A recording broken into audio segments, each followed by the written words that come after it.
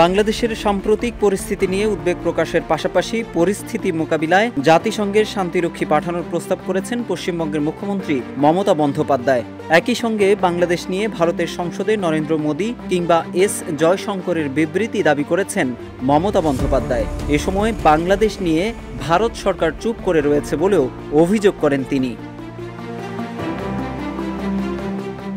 এদিকে মমতার এমন দাবির প্রতিক্রিয়ায় বাংলাদেশের পররাষ্ট্র উপদেষ্টা তৌহিদ হোসেন বলেন, পারস্পরিক স্বার্থ রক্ষা করে ভারতের সঙ্গে স্বাভাবিক ও বন্ধুত্বপূর্ণ সম্পর্ক দেখতে চায় বাংলাদেশ। তিনি আরও বলেন, রাজনীতিবিদরা বিভিন্ন দৃষ্টিভঙ্গিতে মন্তব্য করলেও পররাষ্ট্র উপদেষ্টা ব্যক্তিগতভাবে মনে করেন এটি মমতার কাছ থেকে সঠিক পদক্ষেপ নয়। এর আগে রাষ্ট্রীয় অতিথি ভবন পদ্মায় পররাষ্ট্র উপদেষ্টা বলেন, আমরা বলছি না যে সংখ্যালঘুদের উপর হামলার ঘটনা ঘটেনি, তবে এগুলো বিচ্ছিন্ন ঘটনা।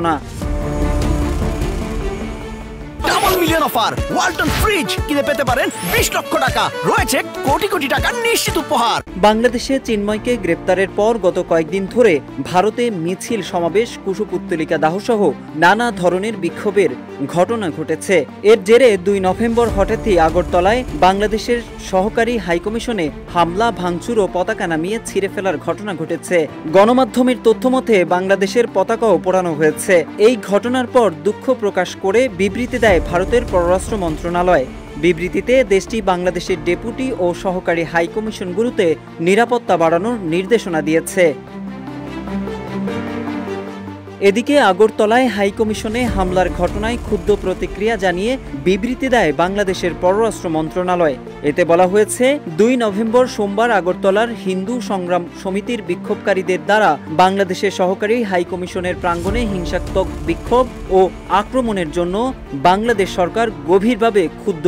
বিবৃতিতে বলা হয়েছে, আগরতলায় কূটনৈতিক মিশনের উপর হামলা Vienna convention on diplomatic relation 1961 লঙ্ঘিত হয়েছে।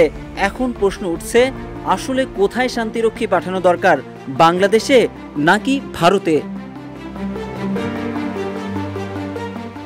এদিকে পশ্চিমবঙ্গের প্রতিনিধির কাছে ভিয়েনা কনভেনশনের কথা উল্লেখ করে বাংলাদেশের একটি বেসরকারি টেলিভিশন জানতে চায়, হামলার ঘটনা নিয়ে সাধারণ মানুষ কিংবা সেখানকার মানুষের প্রতিক্রিয়া কি।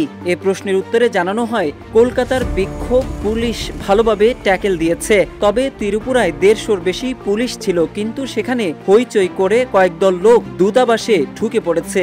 তিনি 2 স্থানের বর্ণনা দিয়ে জানান, ব্যাপারটা হলো ভারতের সামগ্রিক নিরাপত্তা ব্যর্থতা।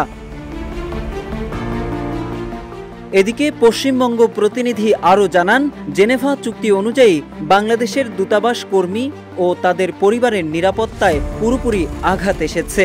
একটা স্বাধীন সার্বভৌম দেশের কূটনৈতিক মিশনে এই ধরনের আক্রমণ ভারতের ইতিহাসে নজিরবিহীন।